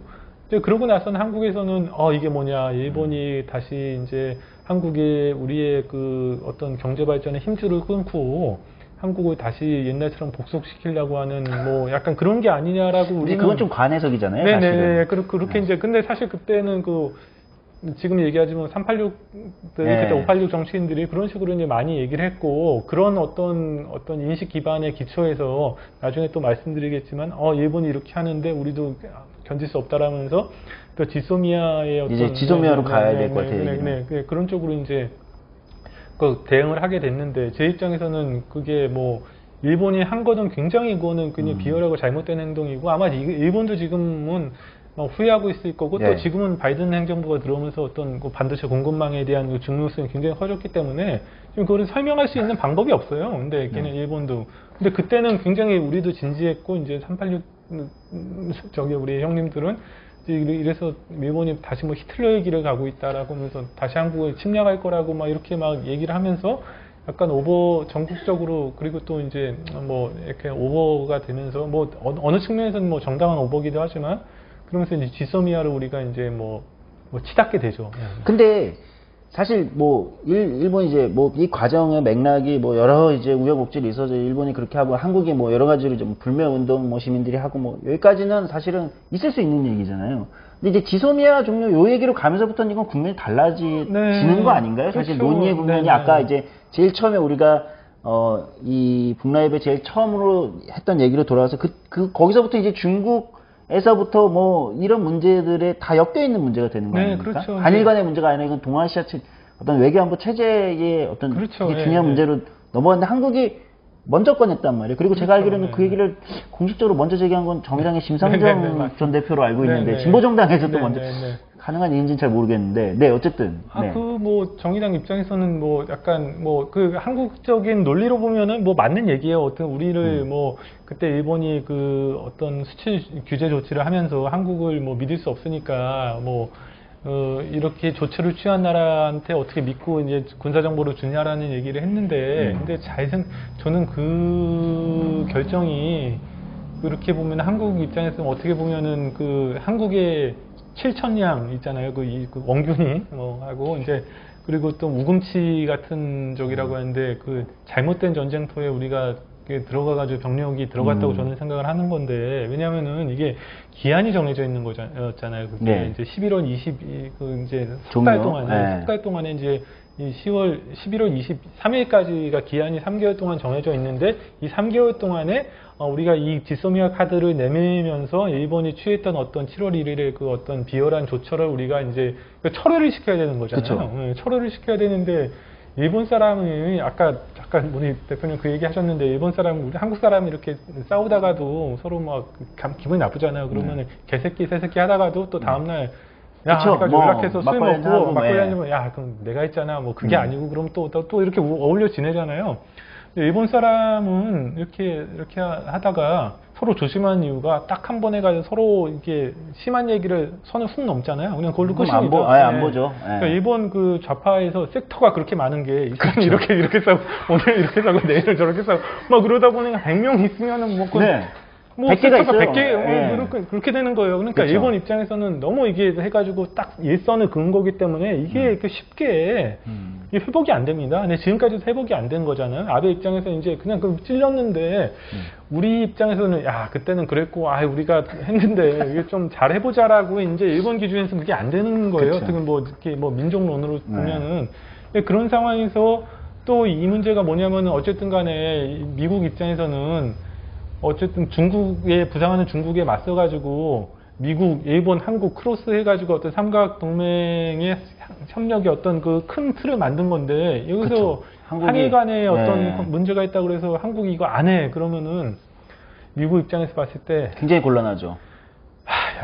야, 작작해라. 약간 이렇게 약간 된 거예요. 그러니까 이게 보니까 특히 그때는 또 볼튼이기도 했고. 그렇죠. 그러니까 이제 한국 편을 안 들어주는 겁니다. 예. 한국 편을 안 들어주니까 한국 입장에서는 이렇게 우리도 이제 지소미아 자체를 이제 그 완전히 그 종료할 생각은 없었잖아요. 나중에 그쵸. 이제 다시 이제 그 취하를 했으니 종료할 생각은 없고 이제 카드를 이제 딱 조커를 딱 냈는데 그럼 뭐 그냥 약간 이렇게 된 거죠. 그러면서 일본 입장에서는 이거를 가지고 아니 이게 때가 중국이랑 이런 엄중한 때 저 한국 쟤네들 여전히 정신 못 차리고 있다고 하면서 또 한국에 대한 혐오적인 생각이 좀 커지고 아 역시 쟤네들은 좀 믿을 수 없어라는 생각이 커지면서 이제 일본은 안 움직이고 당시 중국이 논평을 공식적으로 냈나요? 아 중국이 그건 한국의 주권이다 이렇게 냈던 것 같은데요. 뭐 노골적으로 칭찬하는 거 아니고 네, 자기네들은 좋은 거잖아요. 그러니까 뭐 그건 한국이 알아서 할 일이다 뭐 하면서 뭐 굉장히 뭐 이렇게 좋군 약간 이런 식으로 이제 냈죠. 네. 그러면서 이제 우리 입장이 굉장히 난처해진 거죠. 그러면서 그렇다고 해서 11월 며칠까지 이제 뭐 그 중에서 그냥 애초에 선언했으면은 그냥 가는 게 낫다라고 얘기하시는 분들도 있고 어쨌든 간에 이게 잘했다라고 얘기하시는 분들도 있고 그거는 뭐 알 수가 없습니다. 평가가 다르니까 우리 if를 모르잖아요. 어떻게 됐는지 어쨌든 간에 그 카드를 놓고 일본은 버티고 미국은 안 도와주고 그러니까 그쵸. 무슨 돌이 있습니까? 그래서 이거를 다시 이제 우리가 우리가 원했던 그 어떤 수출 제한 조치를 처리하는 거를 얻지 못하고 일방적으로 우리가 지소미아 종료 결정을 지소미아 종료 결정을 내리게 되죠. 그렇게 보면은 우리가 시작했던 한일 한반도 평화 프로세스 라는 것도 굉장히 이제 한국이 원했던 거는 어쨌든 간에 그 신냉전 시기에서 남북 관계를 강화해서 이제 남북 관계 강화하고 그래서 이 힘으로 이제 뭐 통일까지는 뭐 그쵸. 약간 아니어도 이제 국회 문제를 해결해서 그래서 종전 그래서 협정까지 그렇죠. 그래서 종전 협정까지 해서 평화 협정으로 하여튼 정전 협정까지는 그쵸, 가서 정전 협정까지는 가서 이게 동북아의 어떤 그 냉전 체제를 확 바꾸려고 했던 게 노벨 평화상 얘기도 나왔었잖아요. 네네네. 그럼 잘 됐으면 그렇게 됐겠죠. 네. 근데 그래도 한국의 현상 변경을 네. 하려고 해서 이제 좀 더 평화로운 그 동아시아를 만들려고 그랬던 우리의 지금 생각하면 정말 좋은 기회였는데 어떤 그런 한국이 지향했던 그런 것과 일본은 그게 아니고 뭐 북한은 믿을 수 없고 중국이랑 해야 되니까 빨리 이 문제를 어쨌든 간에 일본이 원하는 방식으로 이제 원하는 방식이라는 북한이 모든 걸 다 포기하고 다 빤스 벗고 이제 다 항복할 때까지 그런 건 이제 어렵잖아요. 이제 그쵸. 그런 게 아니는 한 이 체제를 유지를 해야 되고 그래서 한미일 삼각이 세 나라가 이제 삼각 협력을 해서 이제 중국과 북한과 대치를 해야 된다는 이 현상 유지 전략, 이 현상 변경과 현상 유지 전략의 거대한 싸움에서 결국 그 하노이에서 그 결과가 나오는 바람에 이거는 뭐 간접의 교전이죠. 한국이 꺾였고 그 이후에 시작된 어떤 역사 문제로부터 시작된 한일 사이의 어떤 그 지소미아와 그 이제 수출 그 규제의 싸움에서도 이제 한국이 그거는 그렇게 처절한 패배는 안 해도 될 텐데 그냥 괜히 지소미아 카드를 들어가는 바람에 7,000량으로 들어가고 우금치로 그냥 꼬라박는 바람에 이제 우리가 그냥 원하는 거를 결과를 못 내고 우리가 종료했다고 하겠다고 그러고서 그냥 이거 다시 전무하는 그런 결과가 나오고 말았죠. 예. 그러니까 사실 이 책이 논란이 뭐 일부분들한테 논란이 될 수 있겠지만 이제 그 거대한 그 과정 어떤 그 여러 가지 한미일 뭐 북한 뭐 중국 등등등이 섞여 있는 이 거대한 그 체스판에서 한국이 일본과 어쨌든 이 과정에서의 외교전 지소미아 이제 마지막 종료 결정 이제 결국 카드를 썼다가 이제 처리하게 된 요게 이제 외교전에서 어떤 그 패배했다라고 네네. 패배라는 단어의 어떤 상징적인 약간 장면 으로 정리될 수 있을까요? 저는 그렇게 뭐 패배라고 봤는데, 근데 이거를 뭐 패배라고 이제 뭐 안 보는 사람들도 있겠죠. 이제 그게 뭐 패배냐라고 할 수도 있고 또 그 얘기했듯이 그 소부장 같은 거를 우리가 뭐 네. 추진을 해가지고 뭐 소부장에서는 뭐 독립운동 뭐 이렇게 얘기하는데 그래서 뭐 나름 성과가 있었던 게 아니냐. 그거는 뭐 경제적으로는 우리가 뭐 이렇게 지진 않았다라고 얘기하시는 분들도 있고, 근데 저도 그거는 동의를 해요. 그래서 소부장 같은 거는 특히 이제 뭐 그 굉장히 이제 특히 바이든 들어서 이제 그 반도체 서플라이 체인이 공급망이 중요해졌는데 저는 이제 일본이 처음에 그때도 그랬지만 일본이 한국의 어떤 삼성이나 뭐 하이닉스 네. 같은 어떤 훌륭한 기업들을 자기네들이 하려는 그런 능력도 없고, 음. 그럴 의사도 없다. 예, 어떻게 일본이 그럼 만약에 한국 기업들이 자기네들이 어떤 그 공급을 안 해가지고, 반도체 생산에 차질이 생기면은 그 욕을 다 일본이 먹을 수밖에 없거든요. 그래서 그런 이유 때문에 일본 내에서도 우리가 바보 같은 짓을 했다라는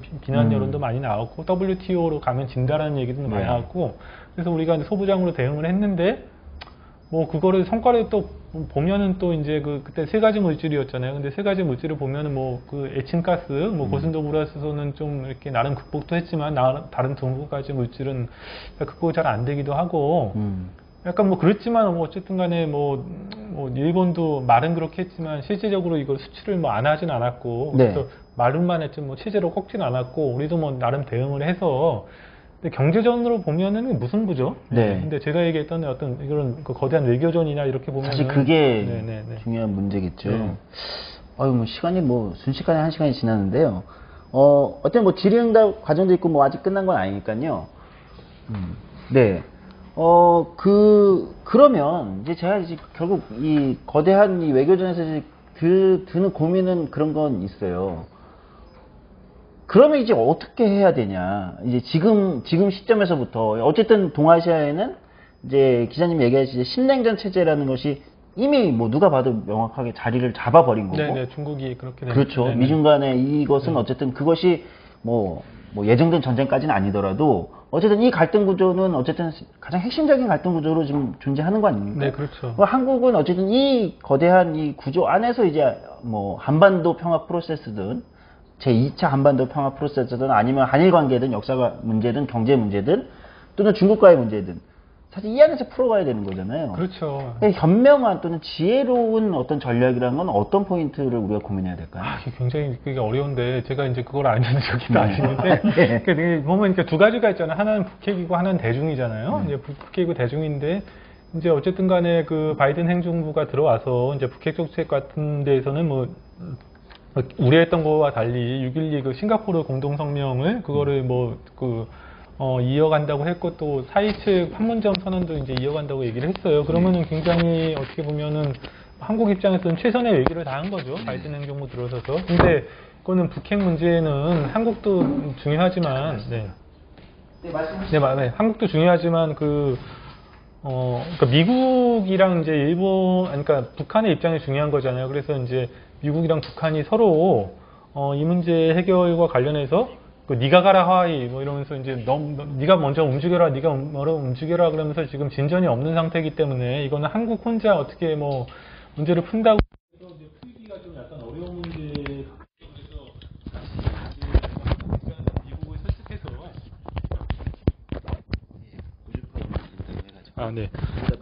네, 한국 입장에서는 뭐 미국을 설득을 해서 다시 한번 뭐 8월에 예정된 뭐 한미 연합훈련을 뭐 중지를 하거나 뭐 유예를 하거나 약간 이런 방식으로 해서 북한이 다시 대화의 쪽으로 나오도록 다시 노력해야 되는 게 아니냐라는 게 이제 기본적으로 우리가 뭐 리버럴 쪽에 이제 기본적인 생각인 것 같고요.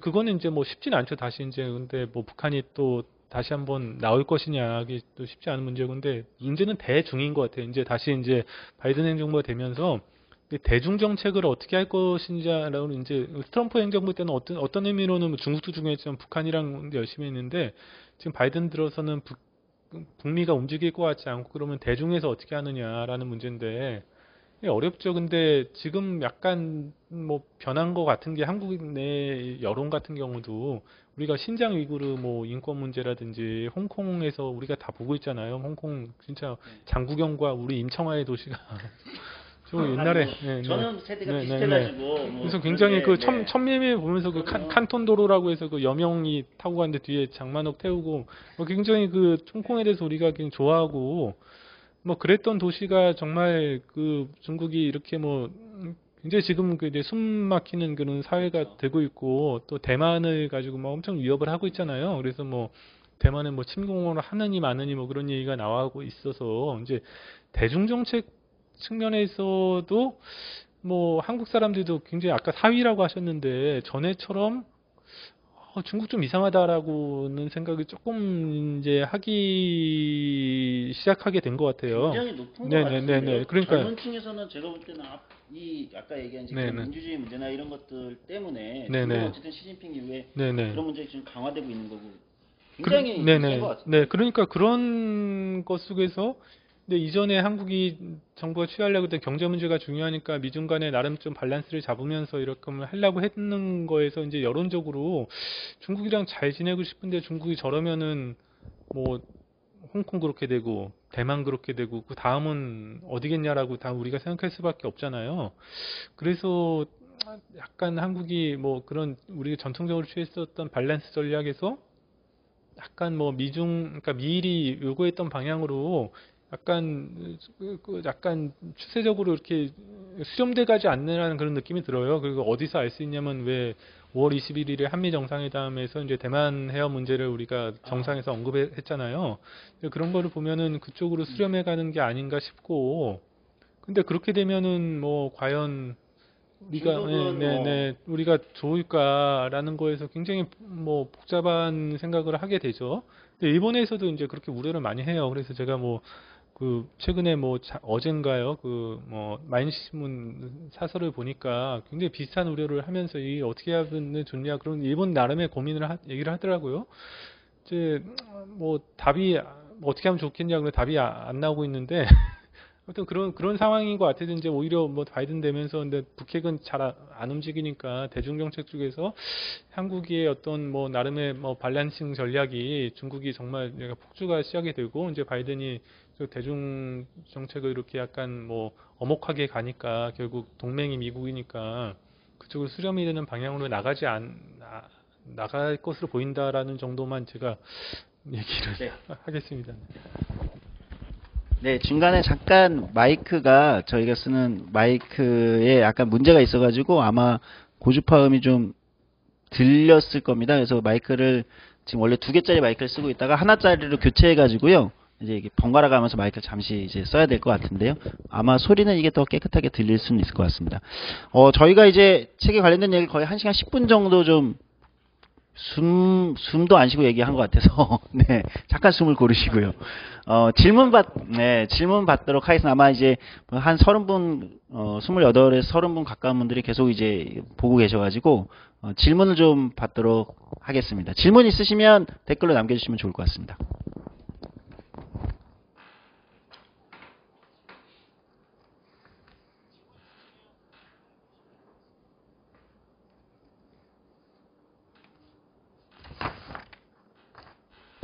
질문을 좀 올려주시는 거예요? 예, 댓글로 아마, 질문 있으시면 하실 거고요. 전 개인적으로, 뭐, 질문이 올 때까지 뭐, 저희가 이제 수다를 떨면, 책에 보면, 트럼프라는 어떤 개인의 캐릭터가 어떻게 국제 외교에 이런 것들을 굉장히 결정적 순간들을 좌지우지할 수 있나? 그러니까 원래 보통 외교나 안보는 전략이라고 생각하잖아요. 근데 캐릭터가 굉장히 상당 부분을 작동시켰다 이렇게 또 읽혀져요. 어때요? 그러니까 약간 미국 대통령이니까요. 뭐 굉장히 처음에 그 우리가 남북이 그 이제 평창 올림픽을 시작으로 해서 남북 간에 뭐 이렇게 대화가 시작되고 정용 실장이 그 대화 내용을 가지고 이제 그 미국으로 가잖아요. 왜냐면 정상회담을 한다는 얘기를 미국한테 상의를 해야 되니까 그러면서 갑자기 트럼프가 북미 정상회담을 한다고 그러는 거 우리 아무도 상상 못했죠. 네, 그렇죠. 보통 정상회담을 하면은 이렇게 처음에 단계별로 국장들끼리 만나가지고 이렇게 의제 조율을 하고 그 다음에 그 위에 올라가서 또 고위급을 하고 그리고 외교장관 회담을 한 다음에 그 밑에 정상 사이에서 다 이제 그 합의가 다 된 다음에 사실 정상회담은 의전으로 서로 악수하고 좋은 얘기하고 서로 뭐 굿잡 이러고 이제 끝나는 건데 이건 밑도 끝도 없이 그냥 아무런 그 실무 협상이 안 된 상태에서 이제 그렇게 되니까 네, 엄청 놀랐죠. 네. 질문 왔습니다. 이제 2가지 한꺼번에 해주시면 될 것 같은데요. 올림픽 때 한일회담이 이루어진다면 어느 정도까지 기대할 수 있을지 지금 이게 좀 최신 쟁점이긴 한 것 같아요. 그 다음에 신냉전 체제에서 일본의 정상국가화까지도 가능하다고 보시는지. 어쨌든 이건 뭐 한국 입장에서는 굉장히 예민할 수 있는 문제인 것 같습니다. 일단 먼저 2개.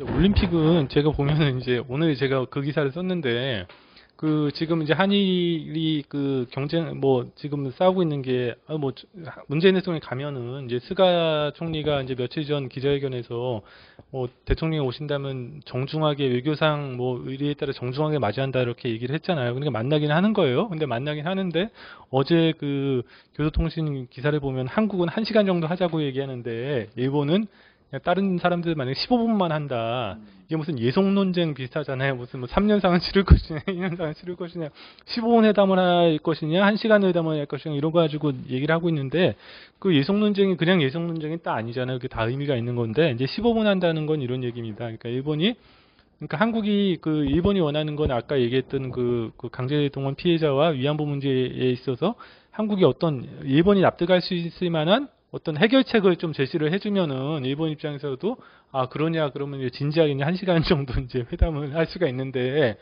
한국 정부가 이제 문재인 대통령 임기도 얼마 안 남았고 그 강제동원 문제랑 위안부 문제에서 쉽사리 지금 움직일 수 있는 상황이 아니잖아요. 쉽사리 움직일 수 있는 상황이 아니니까 일본 입장에서는 그럼 1시간 못하고 15분 한다 이거예요. 15분은.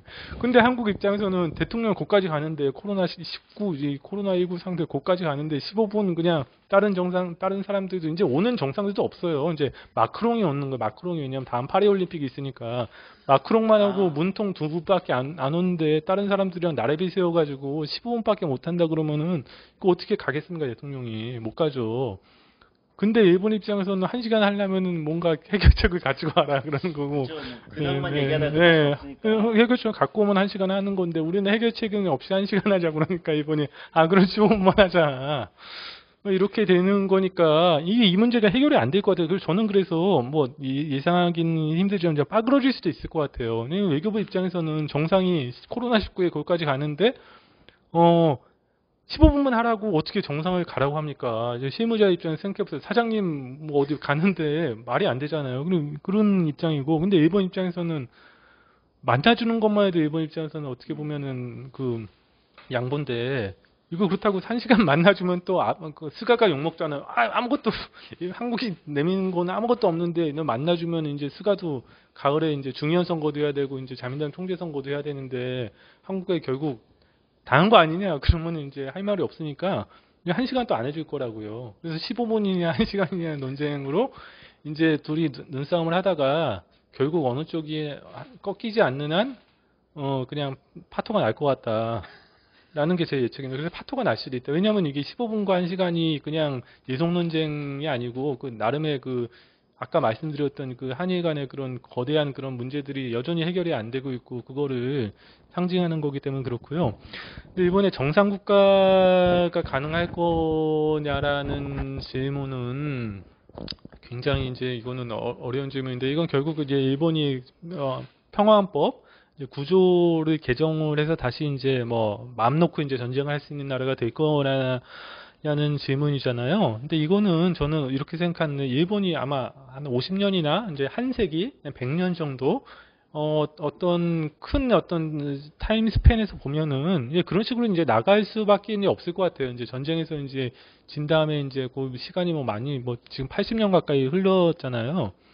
근데 그런 식으로 이제 전국정에 나갈 텐데 그러면은 당장 그럴 것이냐. 근데 그거는 그렇지는 또 않을 것 같아요. 왜냐하면 헌법 구조를 개정한다는 거에 대해서는 일본 내부에서도 이거 우리 이렇게 평화롭게 잘 살았는데 왜 이거를 바꾸냐라는 거로서 굉장히 저항감이 있고 그렇기 때문에 일본이 지금 하고 있는 거는 어쨌든 간 이 평화헌법의 체제를 유지하는 선에서 자기들이 할 수 있는 거를 막 하는 거예요. 그래서 갑자기 뭐 일본이 미국의 뭐 집단적 자위권을 행사할 수 있게 됐다고 그래서 옛날에 뭐 미국이 베트남에서 전쟁하는데 한국 뭐 맹호부대 백호 뭐 이렇게 그 가가지고 같이 전쟁을 하잖아요. 근데 그런 식의 전쟁은 그렇게 하는 건 아니고 뭐 집단적 자위권이라는 게 뭐 미국 함선이 공격을 받으면은 뭐 일본 함선이 미국 함선을 그 공격받지 않게 뭐 방어를 해준다거나 약간 이런 방위적인 개념이어서 당장 그럴 것 같지는 않은데 이거를 뭐 근데 모르죠. 이제 뭐 50년 100년의 어떤 타임 스팬으로 보면은 결국 그쪽으로 갈 수밖에 없지 않느냐. 그런데 굉장히 그 사이에서 여러 가지 굴곡이 있을 것이고 근데 가장 처음에 문제는 지금 뭐 대만 문제겠죠. 만약 대만이 이제 그 중국에서 얼마 전에 그 뭐 데이비슨 그 인텔 사령관이 미국 인텔 사령관이 뭐 6년 이내에 공격도 받을 수 있다고 얘기를 했는데 만약 대만이 그렇게 공격받으면 일본은 그 대만에서부터 일본의 그 최서단의 섬이 요나군이라는 섬이 110km밖에 안 돼요. 그러니까 자기네들이 굉장히 위험할 거라고 생각하고 이럴 때 어떻게 해야 되느냐라고 하면서 아마 그 뭐 아까 말씀드렸던 미일 안보 협력 지침 같은 거 한번 다시 개정하려는 움직임이 나오면은 아마 일본의 어떤 군사적인 역할이 조금 더 늘어날 수가 있고 이제 그런 과정을 되풀이하면서 일본이 더 이상 안 되겠다 싶을 때 이제 국가적인 결정을 내려서 개헌을 하겠죠. 근데 그 시점이 언제일지는 약간은 지금은 좀 알기 힘들다. 예. 사실 전 세계에서 가장 지금 전쟁이 일어난 가장 위험한 그 해협 또는 공간은 대만 해협이잖아요. 사실 휴전선도 아니고, 네. 그러니까 사실 그게 또 동아시아의 외교안보에 미치는 어떤 파장이 한국을 포함해서 어마어마하고 이번에 이제 아까 지적하셨지만 이제 한미 정상회담에서 대만을 한국에 언급한 건 굉장히 저는 하여튼 굉장히 향후에 한번 짚어봐야 될 전략적 포인트다 이런 생각이 듭니다. 또 질문 올라왔는데요. 질문이 굉장히 많이 올라오고 있고 오늘 직접 와서 사인 받고 싶었는데 아쉽다 이런 말씀인데 뭐 스가가 과연 다시 자민당 총재, 일본 총리가 될 수 있을까요? 네. 뭐 이건 뭐 하여튼 나중에 한번 저희 얘기해 보고요. 정현은 네. 그리고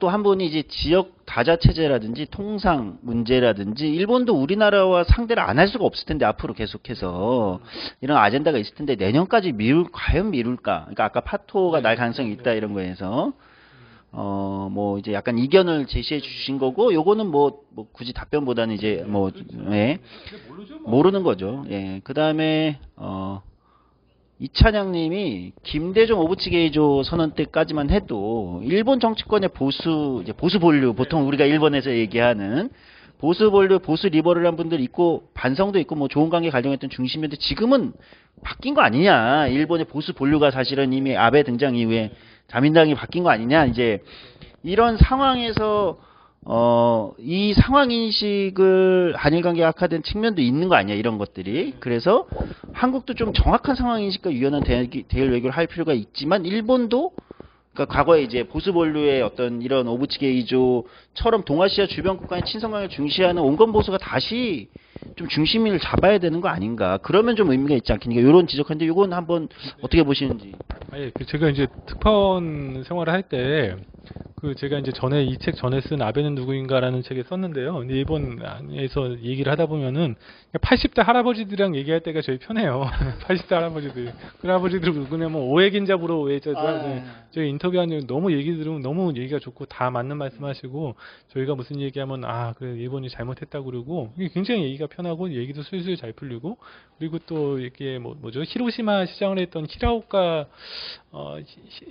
뒷님이 생각이 안 나네. 근데 그분도 이제 90 넘으신 분인데 너무 얘기가 편해요. 그게 그 세대가 어느 세대냐면 그러니까 지금 일본 그 천황 말고 그 전에 천황 아키히토 천황도 그분도 굉장히 리버럴하신 분이거든요. 그러니까 식민 지배랑 어떤 전쟁을 경험했던 세대라고 일본은 얘기를 하는데 그 전쟁을 경험했던 시절에 있었던 분들은 굉장히 할아버지들이지만 온건한 생각을 가지고 있고 우리가 미안하다라는 생각을 가지고 있고 그분들이 이제 현역일 때, 지금 60대일 때 아까 말씀드렸던 고노다마라든지 이제 그 무라야마다마 뭐 이런 것들이 나왔던 거죠. 근데 이 세대가 이제 지나고 이제 아베가 이제 전후 54년생 아닙니까? 근데 아베가 아베다마를 해서 뭐 아베다마의 여러 가지 내용이 있지만 핵심 내용은 우리의 아들과 손자들에게 다시 계속해서 사죄의 숙명을 지게 할 수 없다는 얘기예요. 그러니까 됐고 여기까지 하자라는 얘기고 이제 일본이 그렇게 변했고 말씀하셨듯이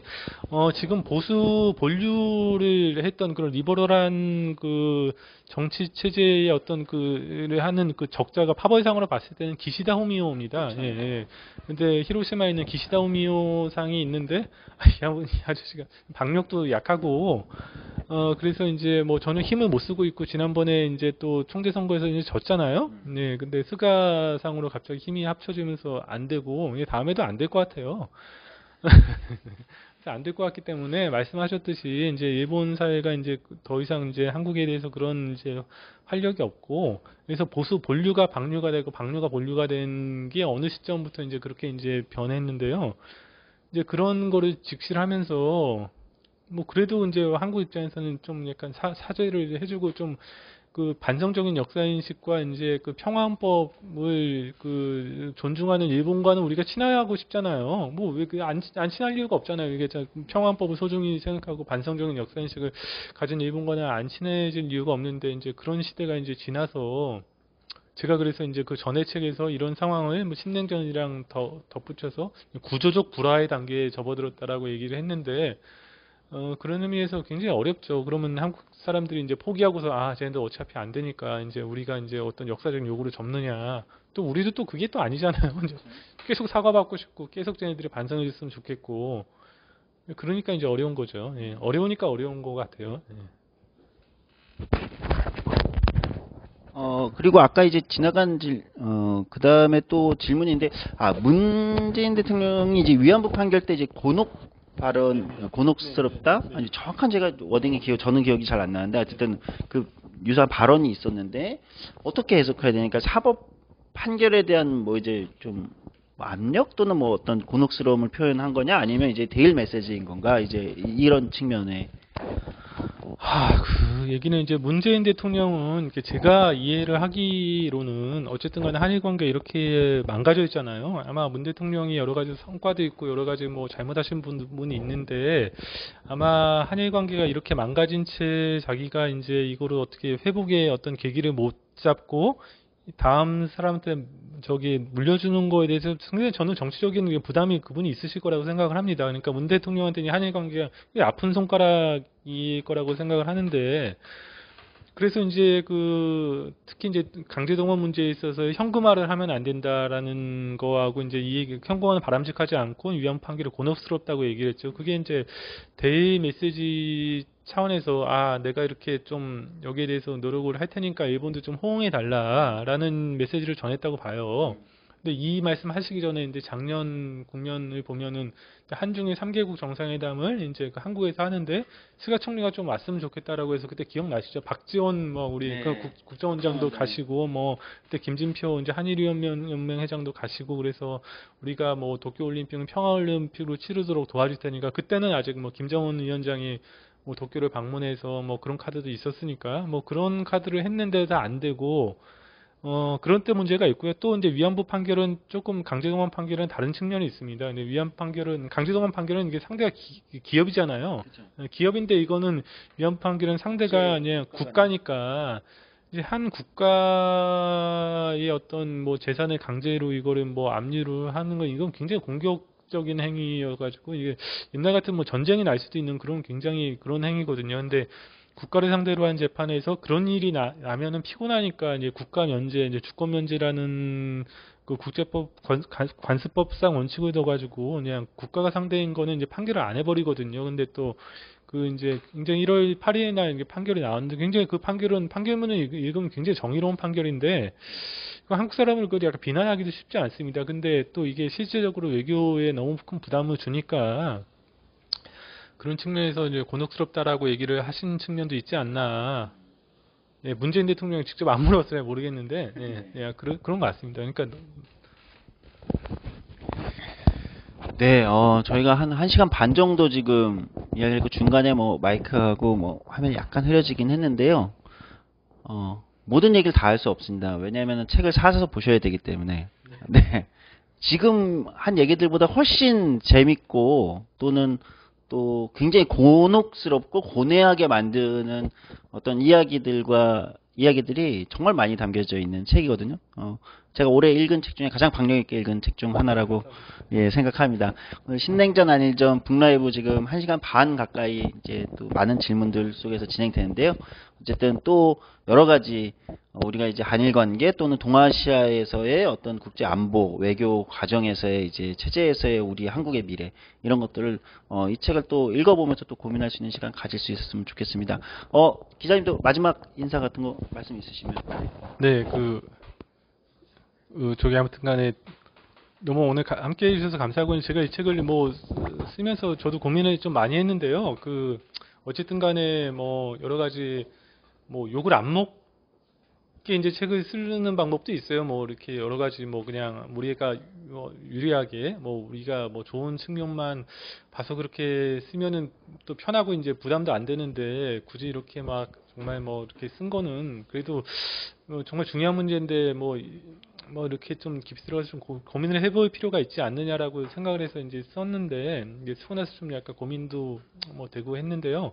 좀 뭐 진지하게 이거를 그냥 뭐 이 사람이 무슨 약간 토착 외구냐 뭐 그런 식으로 봐주지 마시고 좀 정말 진지하게 그냥 이게 정말 그 현실의 경우는 굉장히 냉정하고 리얼하다라는 거를 좀 보고 어떤 판단도 다 쉽지가 않고 두 나라가 이제 갈등을 했으면 다 각각의 뭐 이유가 있고 그래서 정말 어렵기 때문에 어려운 거라는 어떤 그런 현실교의 어떤 굉장히 그 뭐랄까요 그 이것만 니감이 되게 쓴 느낌을 좀 받으셔서 조금 더 이제 뭐 여러 가지를 볼 때 이제 뭐 뉴스 같은 걸 볼 때 뭐 그런 측면에서 좀 이렇게 이해를 해주시면 좋지 않을까 좀 더 그런 생각을 합니다. 그래서 뭐 네. 그리고 책을 꼭 한 권씩 사주시면 감사하겠습니다. 네. 네, 1시간 반 동안 진행된 식내전 한일전 오늘 기준영 저자님이시자 한겨레 기자님 모시고 진행했습니다. 긴 시간 봐주셔서 감사합니다. 또 좋은 시간으로 찾아뵙도록 하겠습니다.